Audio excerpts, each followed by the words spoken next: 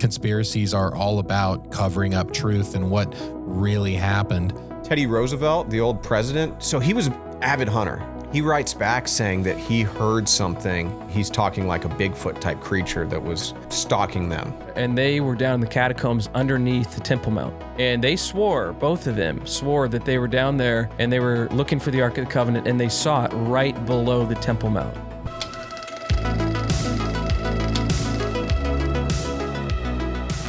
I used to be the odd man out, like, hey, have you guys heard of the Black Knight satellite? And people are like, bro. Like, we should move away from this guy. He's kind of scary. Pull out your tinfoil hat, in the back. Right? Yeah. Dude, Tommy, though, was like the original 411 guy. I mean, way back in the day. Yeah. And nice. And so he got me into all that stuff. And so. Yeah. Scary. I mean, it really is. I mean, have you guys spent time like deep in the woods anywhere, like forests or? Definitely. Yeah. Yeah. For sure. And you know that feeling when you're like, okay, something, it feels like I'm being watched almost, or there's something going on here. And I always go back to that story that Teddy Roosevelt, the old president, told. Teddy? Have you guys heard that one? Give it to us. I don't think so. So it was something along the lines of, are we recording? Should we get going? Yeah, go for it. No, we're good. It's pre-roll. Oh, no, nice. But so he was an avid hunter and like outdoorsman. So he'd go all over like the frontier, unexplored portions of the U.S. And he hunted every wild big game animal in the U.S. And he writes back saying that he heard something and that was not of known origin in North America.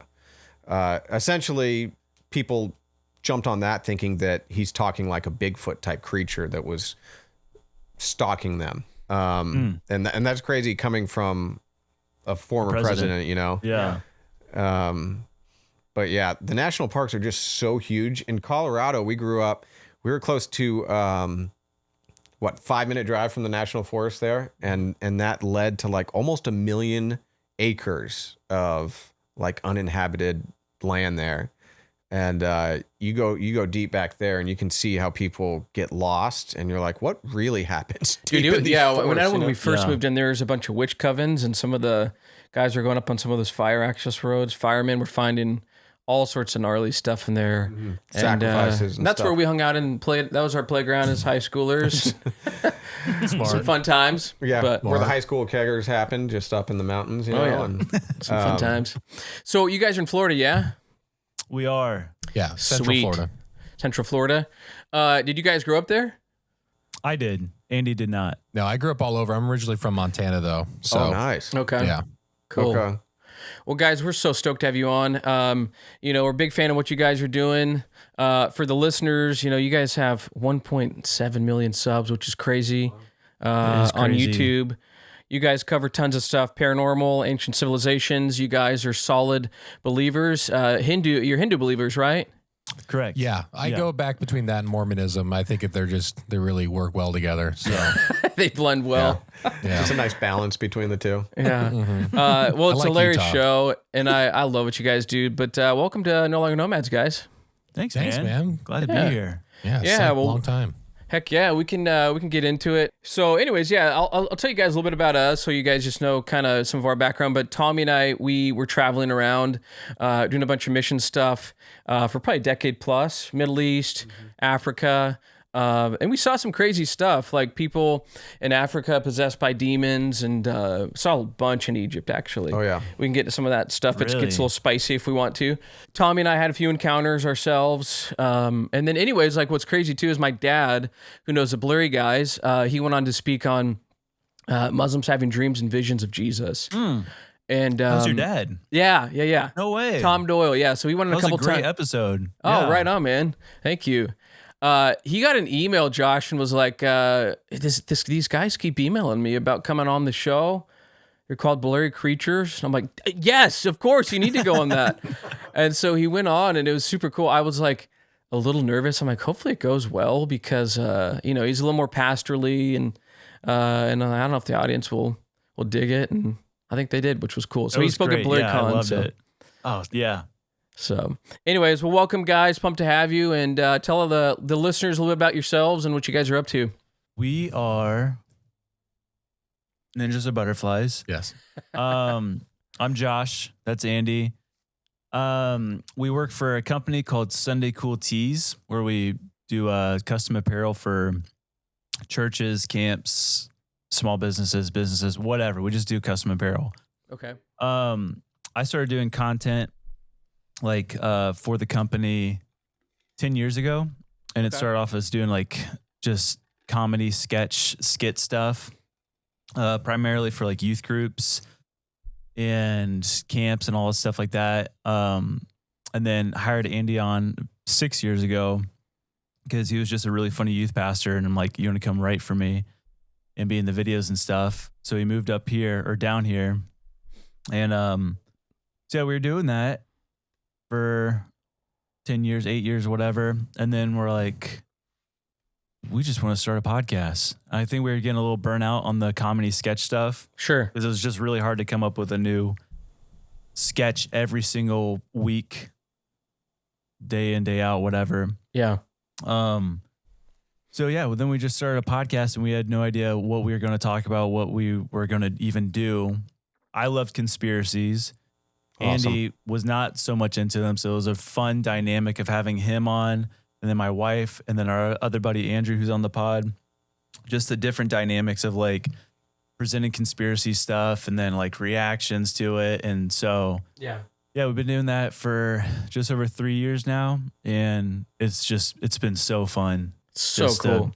Yeah, so that's basically our main source of content now, is just doing the podcast. So dope. I think people can go to church on Sunday, and think they can listen to a ton of different podcasts that are like, someone teaching, you need to do this, you need to do this, you need to do this. We try not to preach at all on this show, but we cover like a variety of stuff. And some of the episodes that do the best though are like the paranormal things. Like we had on a former ghost hunter, which she'd be solid on your show, by the way. That's scary. I don't think so. You don't think Too so? scary. It's pretty scary. But anyways, yeah, those and supernatural stuff. Those are the things that kind of do the best. But I think for this episode, it'd be fun to just do some stories. Those do well too. If you guys got some cool stuff you're into right now, and and Tommy and I got some stories too, and so we can kind of go there. But what are you guys into right now? What's some of the things you're like? It's like crazy conspiracies you guys are into. I just kind of like move from thing to thing, and like really like what's happening now, like trying to understand like the full grasp of it, Yeah. The majority of the stuff that I'm researching is like, well, there's no way I can talk about it on the podcast because Oh, it's for like sure. Yeah. it's so polarizing, and You'll get like, hate. we've even seen it. Yeah, we've seen it. Like they're not saying it, but YouTube has been pushing our videos down a lot. Really? Is it just yeah. because you're believers in the content, or? I think we just say a bunch of trigger words that Gotcha. gets it flagged. Like the financier. I won't say his name. Oh. Island Boy. Island Boy. Yeah. Yeah. But yeah, just into that, and then mixed in with like me personally studying like early church history, and like it just every day I'm just like getting new stuff. Yeah. And I'm like, it gets a little overwhelming, but like we're going to talk about on our live today. But with like missing Air Force generals and these Interesting. meteorites that are everywhere. It's like just a bunch of stuff. Yeah. That's what I'm into right now. I love it. Everything. So, I mean, You're we barely we being into definitely World War II stuff too. Oh, like yeah. you were the first one to tell me about like the what is it, the Bell The Bell saucer or whatever. UFOs, Oh, the Nazi the bell. Nazis. Yeah. You guys cover that? I don't know Dude. if we've necessarily like covered that, but we might have brought it up before.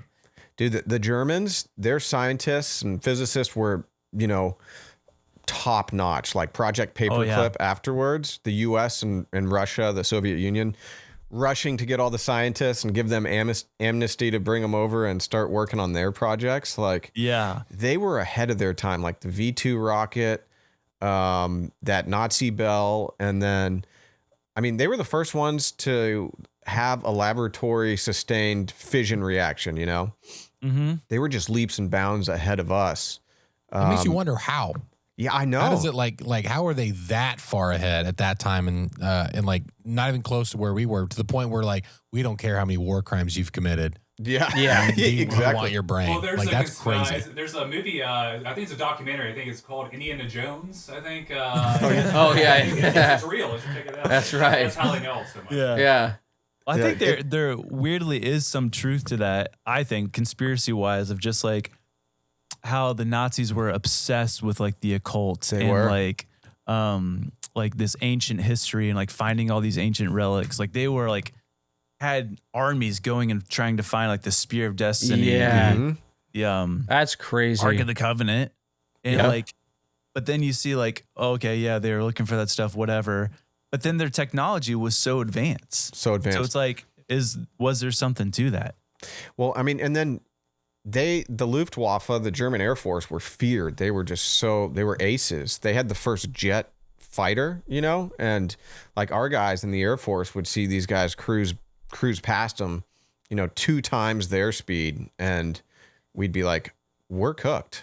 Yeah. Yeah.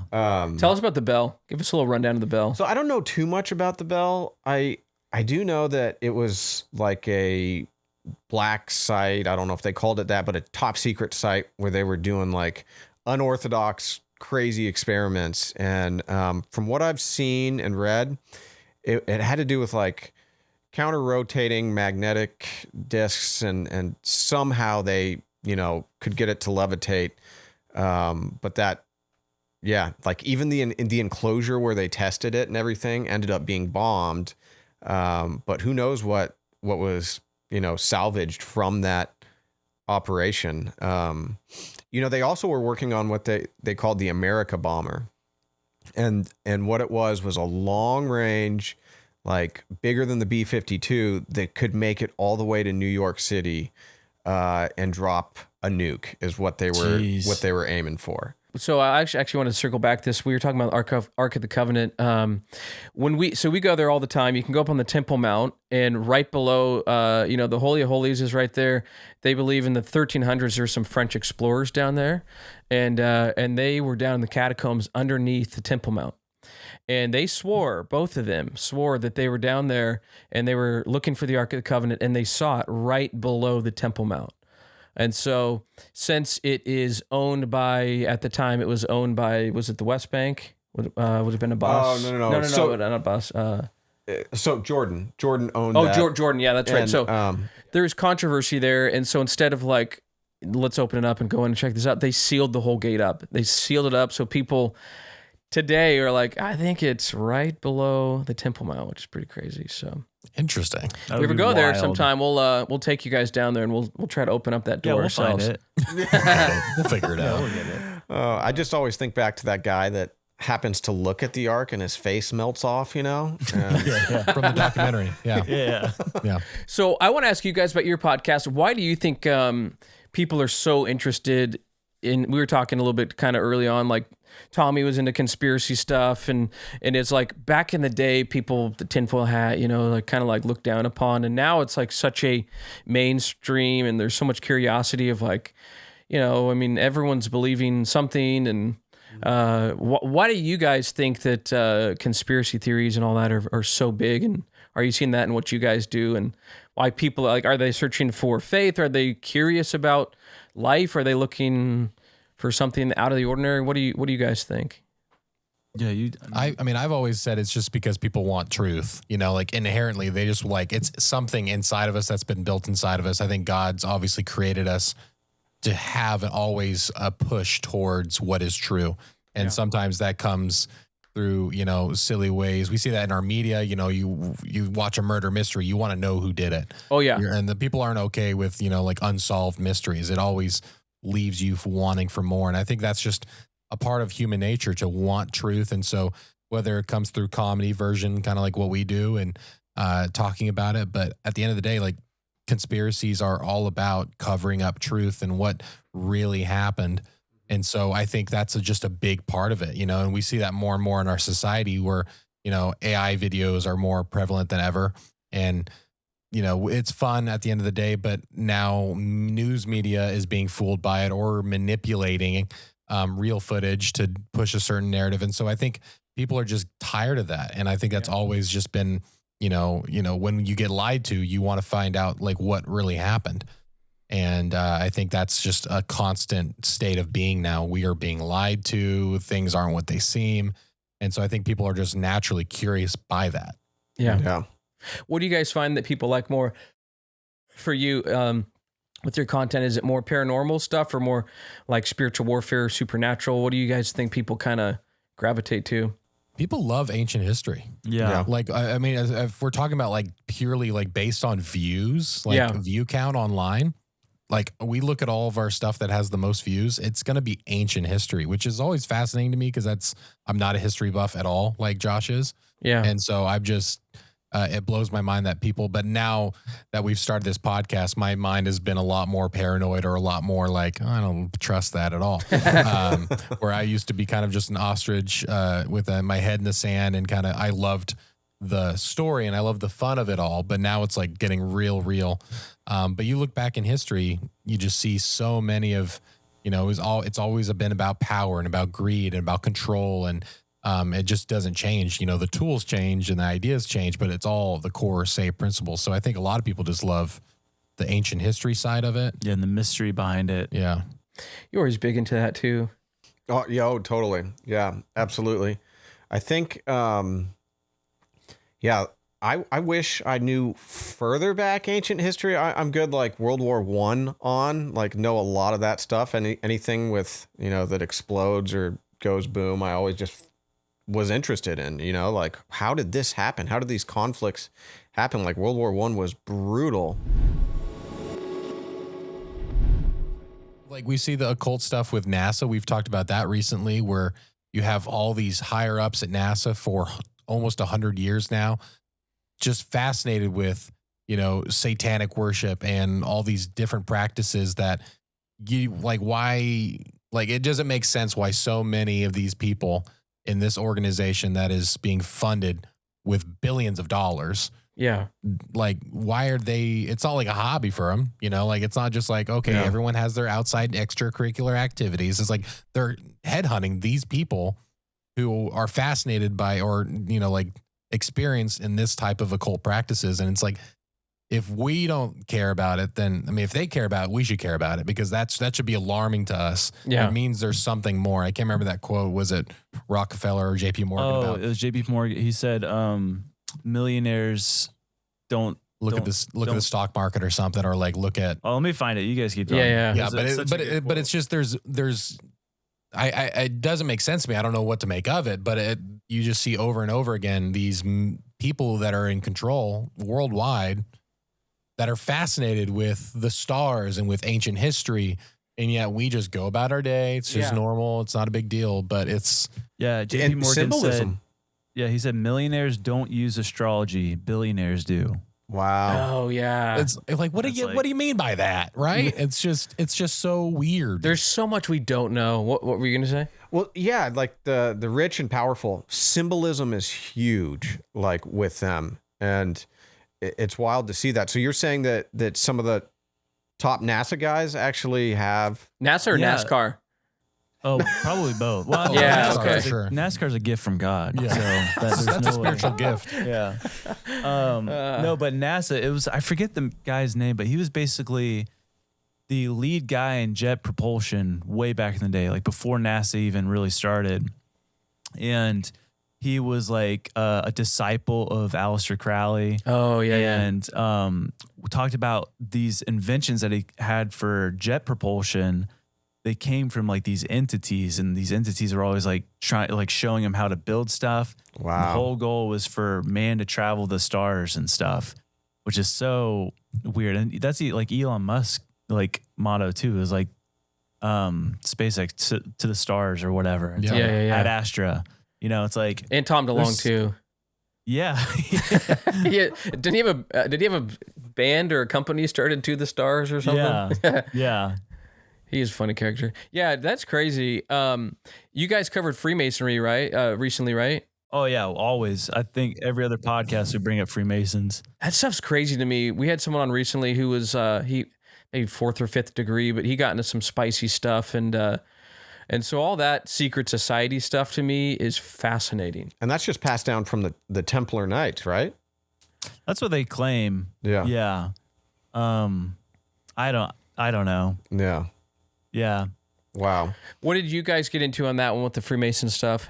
We can go there for a few minutes.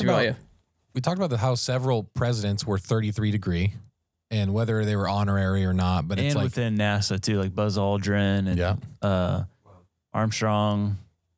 Yeah, and it's just how it's a universalist religion. Like they don't worship one god or anything. It's, everyone can join, but it's invitation only. And, it always gets weird to me with the weird initiations and the weird mock sacrifices. And you see that at, Bohemian Grove. You have these biggest world leaders sitting around, dressing up and, that's so doing weird. mock sacrifice. It's Bohemian Grove. why do we think this is normal? It's crazy.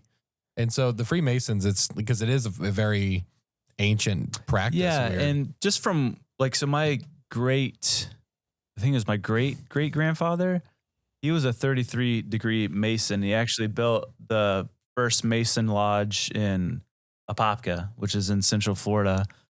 But the story goes, on his deathbed, he basically repented and said Freemasonry was just straight up from the devil.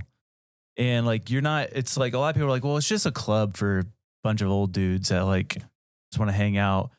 But it seems like the weird occult stuff happens when you hit the 33 degree. And that would make sense because it's like you have you pull in a ton of people. Most of the time it's just a guy's club. It's not a big deal. You go meet at the club, you talk, it's whatever. But then it's like, obviously it has this reputation. It's leading to something, for people they can really trust or who's been initiated. I don't know how it works, but I've sent in my application. I haven't heard anything back. So that's weird. We'll find out one day. Yeah. And it's very strange too, how the Catholic Church, like the Pope, he condemns the Freemasons and basically saying you cannot be a Catholic if you are a Freemason. Mm. So it's like the one sect of Christianity or a religious organization that has openly denounced Freemasons. And it's like, well, there's might be something to that. And if all the things to put their foot down, the Roman Catholic Church, they set their foot down at the Freemasons. I don't know if that was a good starting point, but some other issues they should have been working on. But well, like those rituals they do in some of the higher levels, like you're talking about, are simply to mock what Jesus did in the Last Supper. Yeah, and it's diametrically opposed to what Jesus taught, and so they're just blatantly mocking Christianity. So you have Christian pastors in America who are Freemasons. Yes, that's I've crazy. seen that. It's a cool thing for them. And it's not a big deal. That's weird. That's so weird. So I mean, we do a lot of work in the Middle East, and it's kind of a similar like it's such a darkness and oppression with the Muslim people. Islam, I think, is just such a dark religion. We would go to some of these countries like in Egypt, and literally you'd get off the airplane and just feel the oppression in the air. And we had people on some of our teams see actual faces in front of them before they'd go to bed at night. And Tom and I had you could share that story when we were going to, when we were in Egypt. Oh yeah. We've had some weird ones. We were doing an outreach to Muslim women. Sadly, not Tommy and I, it was a team of ladies. We were there to support. Yeah, we were there to support them. Hello. We're here to help you.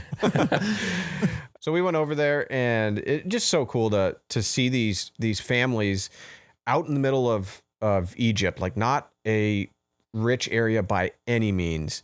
And sadly, the women are not treated very well there. It's a very male dominated society. So the women, they stay at home unless they get permission to go outside.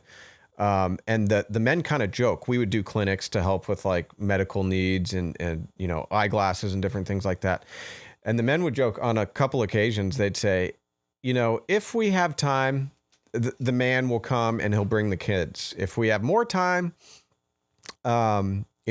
we could bring the dog. And if there's even more time, we'd bring the wife, Which is sad. The dogs, I mean, even the kids have a higher, standing in the family than than the mom does. It's really sad. And they were joking. They were like, Yeah. laughing about it and stuff. But so this was like an outreach to the women to let them know that they're seen and that we love and care for them. So this all women team were doing some really neat things with them. So we were staying in a compound and in the desert, like you can imagine, Egyptian desert, sandy, red rocks everywhere and everything. It's just desolate there. And in these communities, there's the call to prayer from the minarets at several times a day, and then once in the call to prayer. So one of them happens at like 2 something in the morning. And so Josh and I, we were sharing a room and we're sleeping in this compound there in the middle of this desolate desert. And we hear the call to prayer start and it kind of wakes me up. And the only way I can describe what I was hearing was like that there was some like pack of jackals or wolves in the desert, like yipping and barking at each other. And all of a sudden, one of them in this like disembodied voice was like mimicking the call to prayer. And like I froze in fear in my bed. I'm like, what is that? That is not human.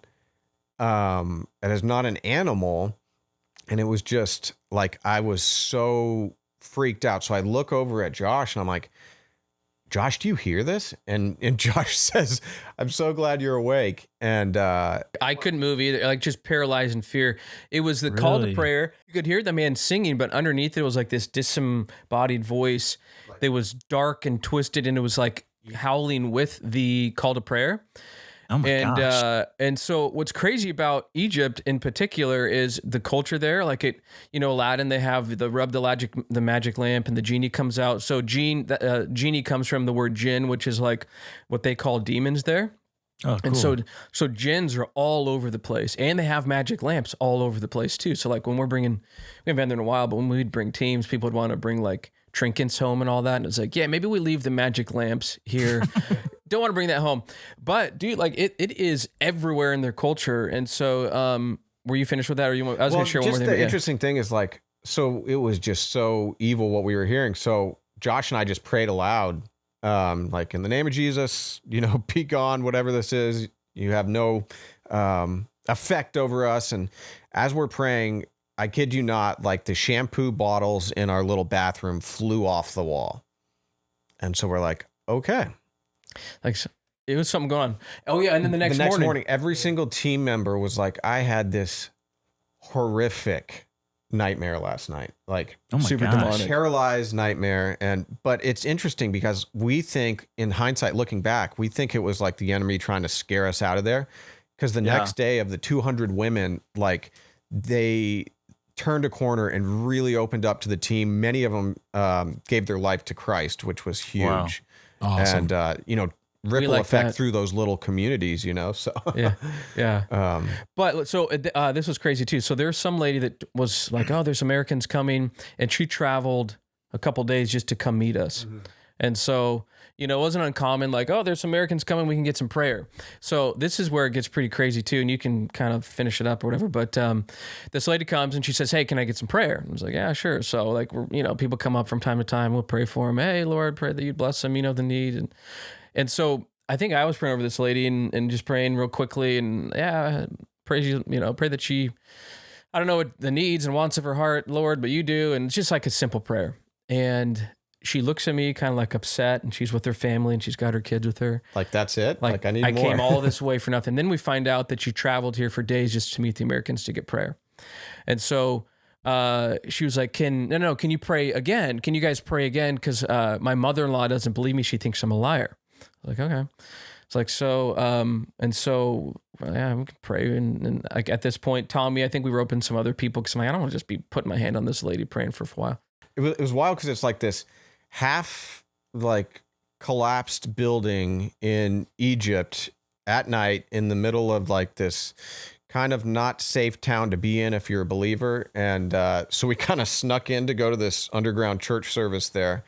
So we're meeting in this building, and I guess there was like just a miscommunication with the translator. Yeah. She was trying to tell us that her mother-in-law is practicing witchcraft in the basement and putting curses on her. We didn't get that part. Yeah, we just heard that my mother-in-law thinks I'm a liar. So, Yeah. okay. So we're like, oh, well, that's pretty intense. And the husband's like, I don't think she's that bad. She's my mom, you know.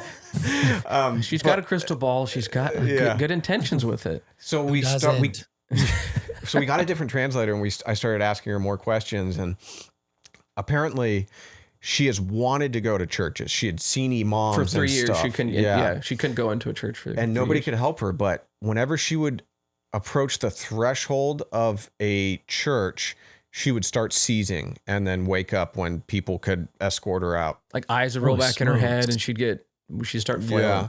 And she said that she would see wherever she was shopping out and about, there was always a dark figure, you know, pursuing her. So we're like, okay, clearly something is going on here. So we started praying like deliverance prayer with her, and she breaks out into full on convulsions, like eyes rolled back and, you know, speaking in a deep voice. And we're like, right when we said the name of Jesus too, like right when we said the name of Jesus and laid hands on her, she just, and she was standing straight up like this. And then her whole body was just starting to kind of flail and shake. And it was nuts. Super sad. So we prayed over her. We got some women to come and pray over her and lay hands on her and talk to the husband and like, hey, put their foot down. You cannot let your mother be doing this. Like, she needs to move out. You need to get a new place. But after praying with her for, 20, 30 minutes, we go down to the underground church service. I think, Josh, you were strumming the guitar up there, right? Yeah, probably. Yeah. She walks in, and it was the first time she had been able to go to a church service. And the coolest thing is the whole congregation knew. Yeah. Yeah. And the whole, like, she walked in, she could not walk through the threshold of a church. And it was the first time she was able to get in many years, 3 years, I think they said. Weeping. She was able to go worship. Like, the whole congregation gets up clapping for her because she could literally walk through the church and worship. It was crazy. Wow. That's insane. That's scary. It was scary. Do you know what? Yeah, go ahead. I had just a minor question. When you guys were praying with her, were you having a translator pray? Yes. So we had a translator with us that could speak Arabic and was like, okay. So they were translating your prayer the whole time. Mm-hmm. Yeah, we've learned that, like, you praying over those things in authority, like, can calm the seizures. We've seen that happen. We've seen women that on that same trip that, like, as we had worship music playing softly and just, the women hanging out with them, that they would get down on the floor and start slithering like a snake and making noises. Dude, and I had it on a GoPro. I still got to find that video. Yeah. You can listen to the GoPro. There's people playing worship, and then you can hear this lady. She just starts like hissing like a snake. Mm-hmm. And it's like, it gets worse and worse, and it becomes like everyone's like, how can she make that noise? And she's like, no, it's the good spirits. It's a good spirits. And we're like, no, lady, that's not the good spirits. But I have this video. I had a GoPro, and I was like getting in, and I was, you could hear the worship music, and then you could clearly hear her voice. And when you put headphones on, you can hear like disembodied voices, almost like mocking the worship music. A couple levels in there. Nuts. So. Each one of those stories, which, during the time you'd think, oh my gosh, I'd be terrified and I'd just run. Like, at least I, and talking to Josh, we felt comfort and peace and kind of like a desire to fight back, if you will, like, so we were praying with authority to the translator. We'd got a different translator because we were missing some stuff there. And it was amazing how, like, her body relaxed and stuff. She stopped having the seizure and her eyes rolling back, and she was able to listen and not hyperventilating. But just praying with that authority in Jesus' name, it's amazing what we it grew up does. pastors' kids, and it is true what they say about how pastors' kids get super buck wild. We went, all of us siblings, or 6 of us, we went nuts. So, but that's for another day. We can cover that some other time. But we grew up knowing, like, the power of the name that Jesus holds, right? Like, we'd wake up in the middle of the night. My parents would be like, hey, if something, scary happens, in the name of Jesus, say in the name of Jesus, and just it holds so much power. But, Yeah, one last thing on that story was they found out that this lady, we said, so when was the last time? She says, I'm visited every night by this, like, and she called it the devil, so maybe it was a demon or something, but she said, every night I'm visited by this demon, and we're like, when was the last time it happened? And she said, the night before I was supposed to come here and talk to you guys. So it was just like, wow. To us, it's like, how do you put that in your theological box, you know? Like, Yeah. it's so otherworldly to us, but... Yeah, anyways, Baptist churches would be like... I want to ask you guys, like, what's the craziest thing that's happened to you guys? Or, like, has there been stuff that's happened to you from some of the topics you cover or anything that you're like, man, that seemed something like I couldn't explain? Yeah. I mean, for me personally, this was probably 2 years into the podcast, and I was, like, really obsessed with, like, studying the creepy stuff, you know, like the dark spiritual wackiness. And without knowing it, I was definitely being like oppressed by, I now know, something like demonic. Yeah. And just like how easily it snuck in, and like I was just like really depressed and having like all these like just super dark thoughts. And it was like one night I was like, just had these like just terrible thoughts. And I'm like, just started like crying. I was giving my daughter a bath, and I'm like, God, can you just, in the name of Jesus, just take this away? Like whatever, like these thoughts they're not my own. Yeah. And then as soon as I prayed that, my daughter's room is right next to the bathroom. All the toys on her shelf just shot across the room. No way. Wow. And I'm like, instantly those thoughts were out of my mind. I'm just like, holy crap. And so I like ran into my wife, and then like we all prayed as a family and stuff. And then from that day forward, it was just kind of like, be very careful with what you research, because it is real stuff. It is, Absolutely. man. Like how easily it can slip in, and like, especially if your heart is not guarded by Jesus, and like, Yeah. if like scripture is not your like number one priority of like reading, you know, I Yeah. really Yeah. think there's so much power in God's word.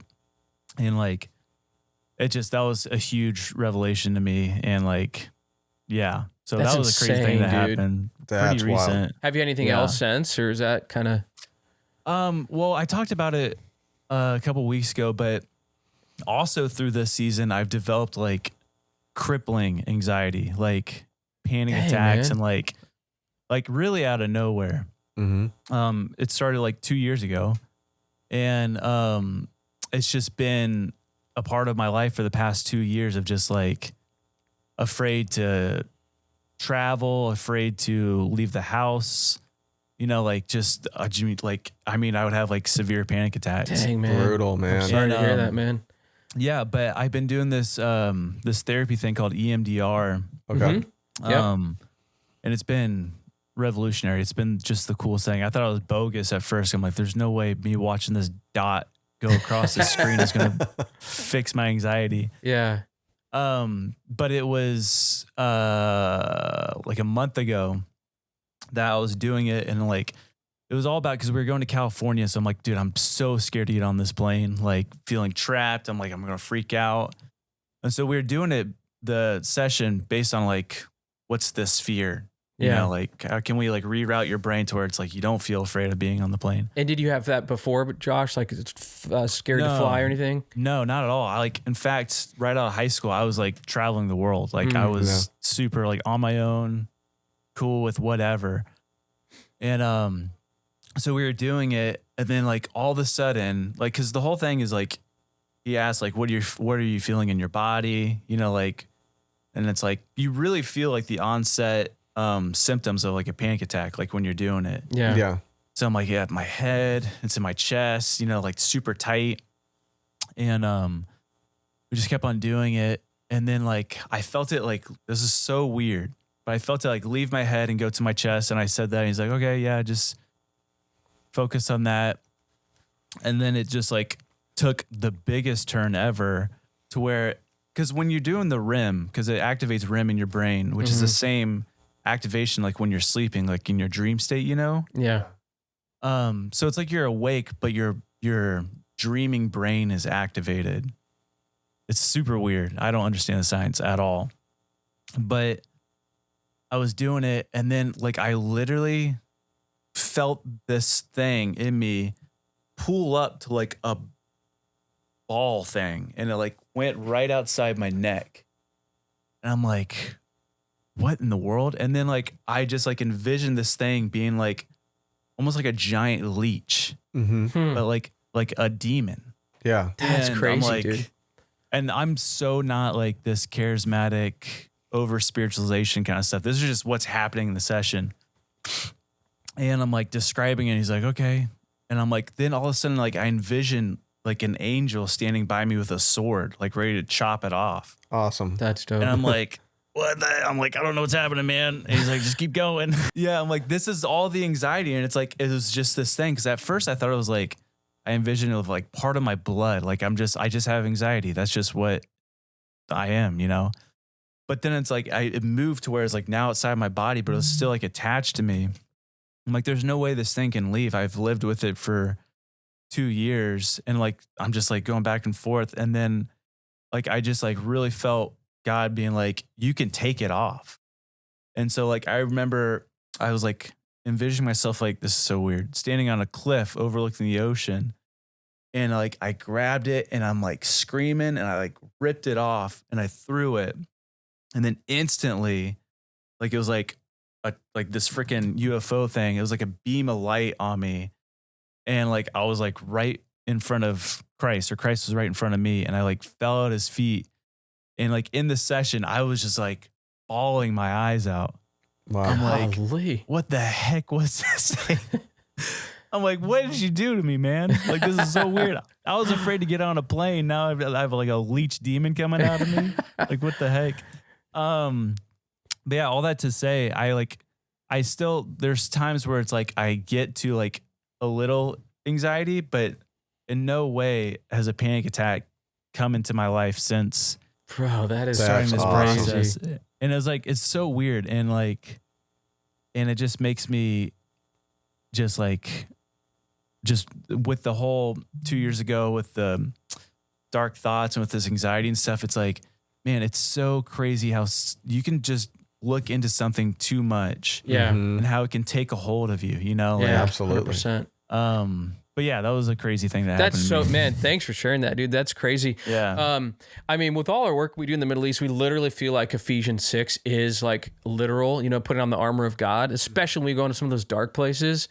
I mean, we don't want to share too many more stories, but like, we could, you know, sometime, maybe when we're in Florida or you guys are out here or something, but, yeah. totally like, dude, that stuff is real. You know, when you mess with it, when you open up those doors, it can, you know, like I'm like you, Josh, I was never like, you know, super charismatic and whatnot. But once you open those doors, man, and if you're not protecting your mind, so real. It's so real and so dark. And that's what I've kind of come to the conclusion with even starting this podcast, is that like the spiritual realm and stuff that we don't see it's more real than like our physical realm. Yeah. You know? Like, Which is crazy. especially to think about. if like with our faith with like Christ and whatnot, it's like, that's like an eternal thing. Like Yeah. our earthly lives, it's so minuscule and short.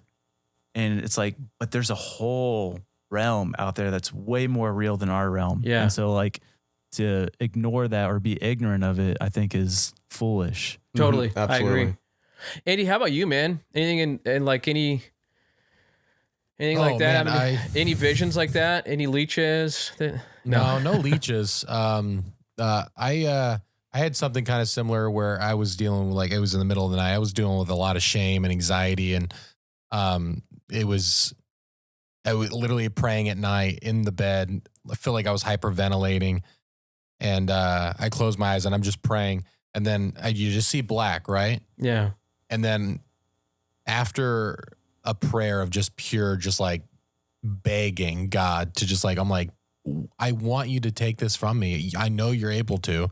Why aren't you? Yeah. Please. I'm just begging. And no joke, I just see this huge white hand come down, and like it literally felt like it was like in my face or in my chest.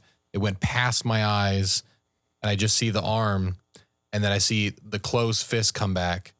and then a literal just heaviness left. Golly, and I just dude. passed out. And I'm like, I was fully awake. I knew I was praying. And Were your eyes open when you saw the hand?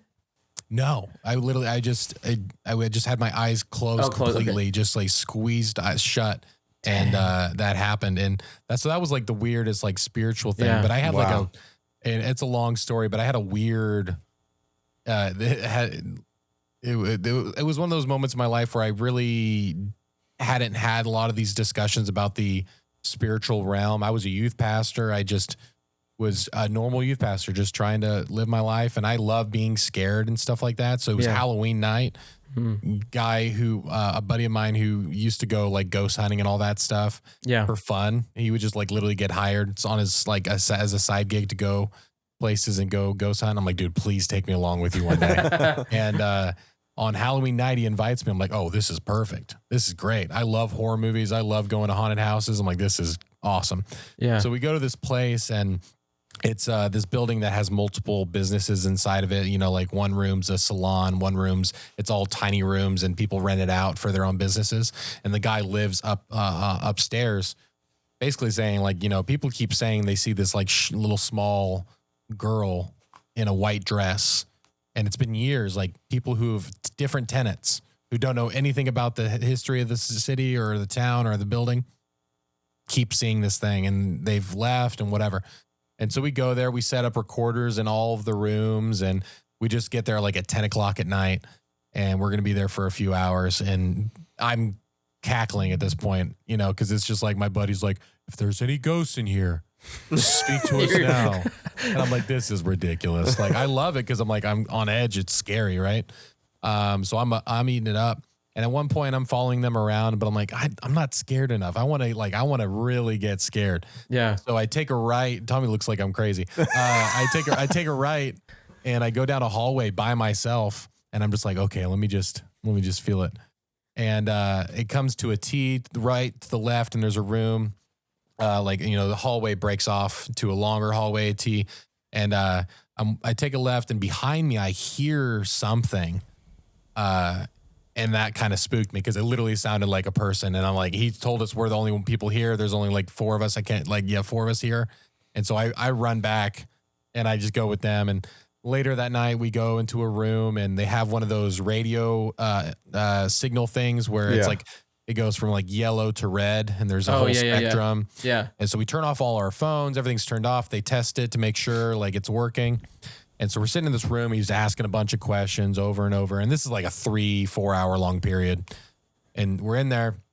And then he starts asking questions like, is anyone here? And then suddenly it just hits red all the way across. And it's a solid red. It's not like, because we had our phones on when it was on just to see. Yeah. And it was like just like a crazy all over the place. And so then he starts asking more questions, and they're just turning red whenever we ask the question, then let's go. You know, he asks how old you were, and it hit like, I think it was 7 beeps. Like, so 1, No 2, way. 3. And so we're thinking this is the little girl, because at one point this is in the salon, the massage room, where we put the thing on the bed, and the person was, that told the story was laying down, face down on the bed, and they saw, you know, the person's walking in, talking with them and stuff, and he sees their feet because with the head hole, and they walk out. And then another person walks in, and, you know, he recognizes that it's different feet. They walk out, and the other person walks in. He's like, I didn't know you had an assistant. Who was that? Is it your kid? And and then he looks up at her because she like kind of like was visibly shaken. And, you know, she says there's been a lot of people who have seen this girl. That's and freaky. so at the very, very end, I'm panicking because I'm looking at Caleb, my buddy, and he's just like, I'm like, if you're messing with me right now.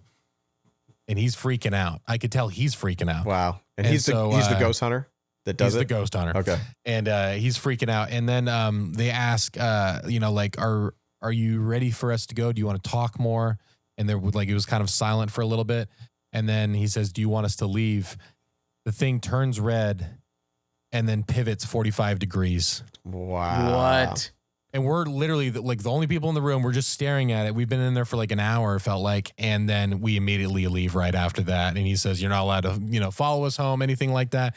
I get outside and I look at him and I'm like, I think I grabbed him by the shoulders. I don't know. I was panicking because I was like, if you're lying to me right now, if you are telling me this is any way a joke or a prank, you better tell me, because this is opening up a whole paradigm. Like, this is changing my like perspective on everything, because I never thought ghosts were real. I never thought any of this was real.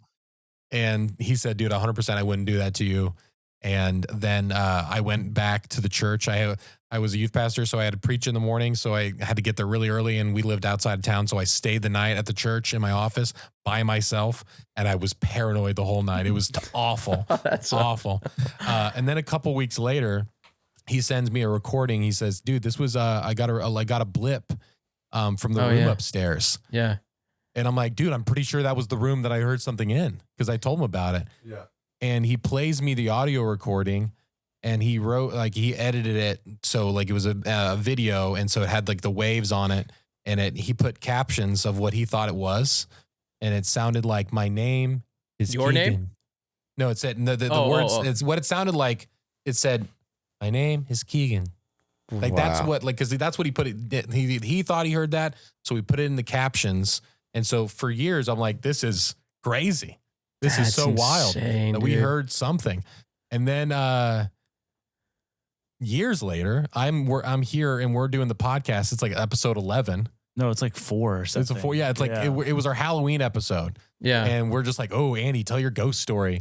And I had told Josh, I think I had told Andrew, our guy, and then we had 3 other friends that were also listening. And so I'm telling this story. It's like 45 minutes. I'm just really milking it, really trying to make it a Halloween episode. And then it gets to the point of playing the voice recording, and they're like freaking out. And Josh's like, oh, that's so scary, because Josh has heard it a million times. And then they're like, wait a minute, that's really crazy that it says your name. And I said, what do you mean? And they're like, no, it says your name, right? Like, that's the scary part. I'm like, no, what are you talking about? I didn't hear that. I didn't hear that at all. We have listened to this like a million times. And he said, and then Andrew's like, no, listen to it again. Listen for your name. We play it back, and I'm not lying to you, dude. It says Andy Danoon. No, it's wow. That's insane. And I don't know if it's really that's what it's, but it's crazy, because these people didn't know what he was going to say, and they heard. I didn't prep them what it was going to say, anything like that. It's just, this is what the recording is. And they heard Andy Danoon. I sent it to my buddy Caleb, and he's like, I can't unhear it now. Wow. And so it's just weird. And that's that kind insane, dude. Those are good stories, you guys. Yeah. That night after I found out that it sounded like my name, worship music. I blasted worship music. I'm really into worship music now. And Bethel, all this stuff, and all that, like just falling asleep, because I'm like, this is so scary. That's insane, dude. So part of the reason why I want to start this show was like, even in the darkest of situations, like people, even Islam, we've had on ex-witches, we had on Ghost Hunter, and just like in the darkest of situations, you see Jesus like step into that darkness and bring people out of isolation. And I just love those stories personally. We see it all throughout the Middle East. We've got a dozen of those, but that story, Andy, reminds me of, we had a lady on who was a former ghost hunter. She was like on Discovery Channel. Do you remember when that was big in like the 90s, 2000s? And big time. And so she'd go into these homes, into these like old Victorian homes, and be like, she said she couldn't even watch scary movies, but she'd go into these Victorian homes and be like, if there's any entities here, use my body. And it's like, wow, that's like a pretty big jump. far. But she had crazy stuff. So she got really into like, occult practices. She had a shrine in her room, and it just got darker and darker. She got into kind of like necromancy too, like trying to communicate. Obviously, like ghost hunting is kind of necromancy, communicating with the dead. And she said it got so gnarly at one point that it was during the pandemic, and she was like, I would go to sleep and literally I would see these, she called them tar beans, these 8 to 10 foot tar beans. It would come into my room, just kind of walk around, just hang out. It was like they were just monitoring me. And it was before she gave her life to Christ, but like, and then we actually another lady too that was alien hunter and all that and everything. But in these stories, that like what I love is not to dance in the darkness of the story. Like that to me is super intriguing. But like one lady we had on, she's like, I was so tormented one day with like, and she was full on into occult stuff too, that like the only thing that I could call on in the moment of absolute desperation was the name of Jesus. And when I did, it all stopped. And so like, you know, for people that are listening, like I hope, even if they're non-believers, you know, like those are the type of, or maybe wanting to know more about Jesus, or maybe like lukewarm in their faith. Like these are the stories that I think are so cool. That's like, if that's real, then I can totally put my faith in Jesus, who, you know, in the darkest of situations can reach in and pull people out of isolation. So anyways. Yeah. I mean, you hear that a lot too with those people that talk about alien abductions and whatnot. And there's this one guy who talked about it on a podcast, but he's like, a really common theme that you see is like people that are in the middle of these abductions, they call out the name of Jesus and then it stops. And it's like, there's something to that, you know?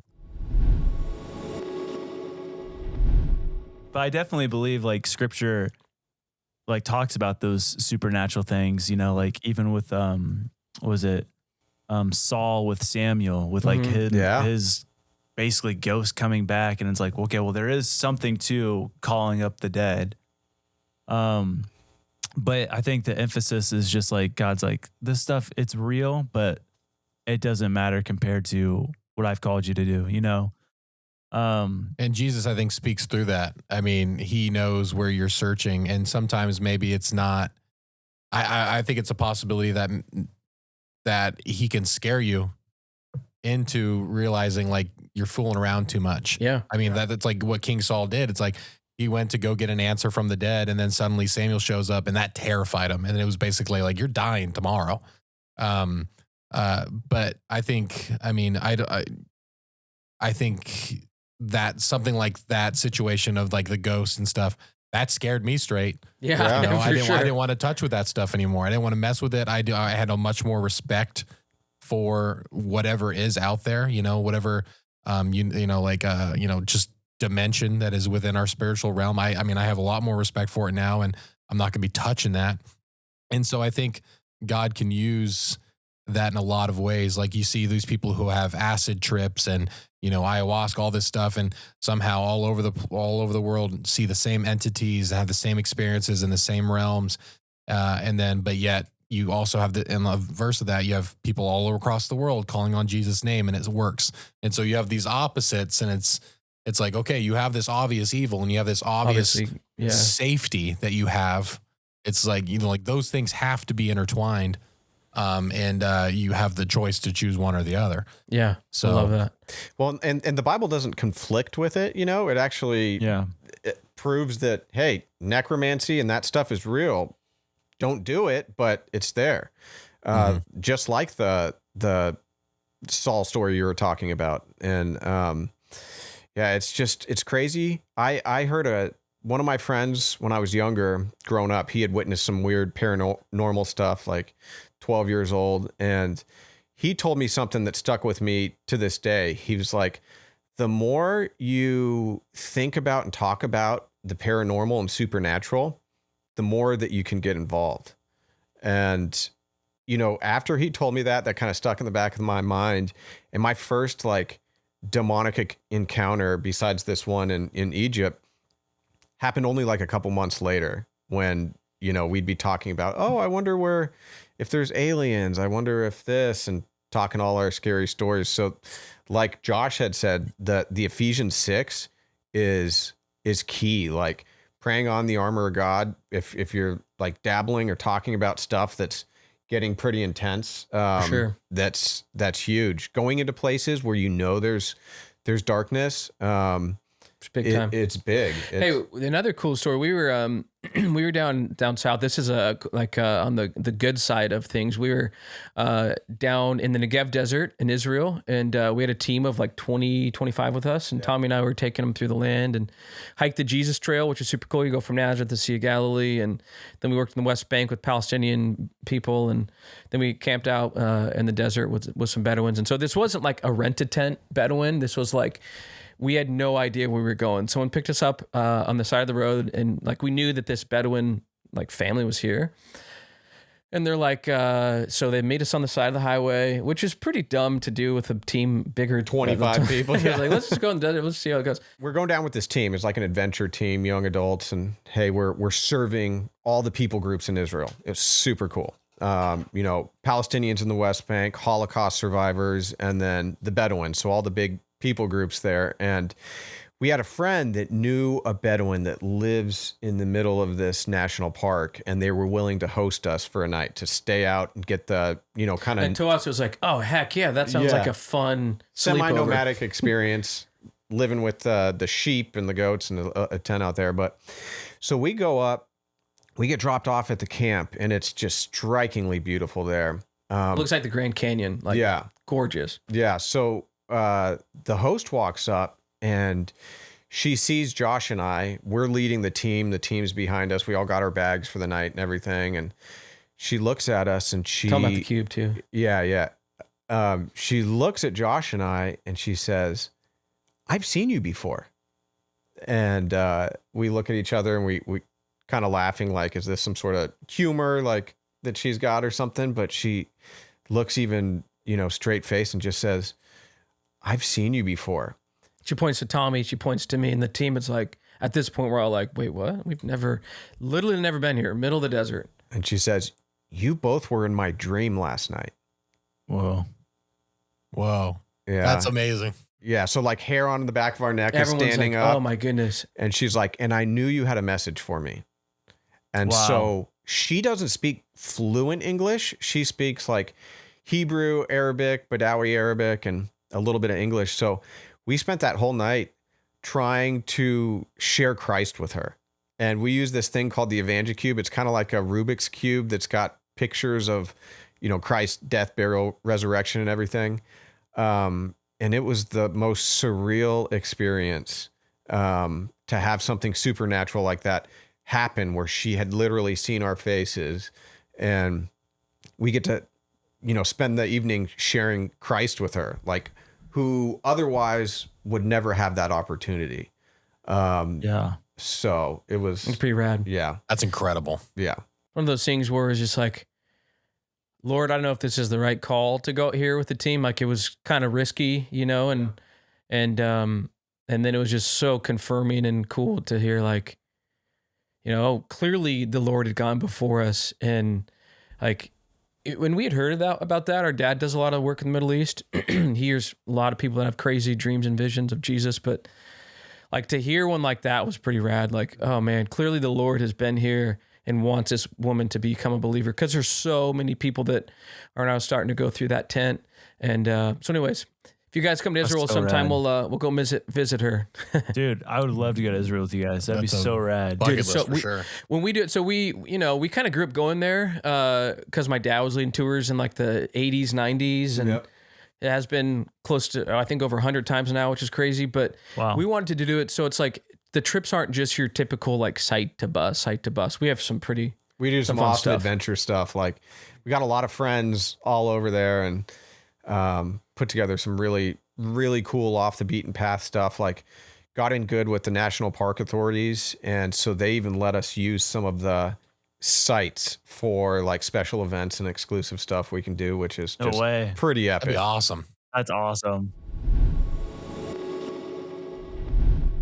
Obviously we want to point our people to where they can find your stuff. So where could we do that? Yeah. I appreciate that. Just ninjas or butterflies everywhere. Our YouTube's called Sunday Cool, but if you type in ninjas or butterflies, it should pop up. But yeah, we post every Friday, and we love it. It's super fun, and it's super awesome to meet guys like you too. Heck yeah. Sweet. Well, this is episode 80, which I'm pretty pumped about. And so I'm stoked to have you guys for the 80th, and we'll try to put some cool stuff together. But guys, thanks so much for coming on the show. I appreciate it. And thanks, guys. Next time, let's do it in person. Be fun. Maybe if you guys are in this area, or if we're out there or whatever, be fun.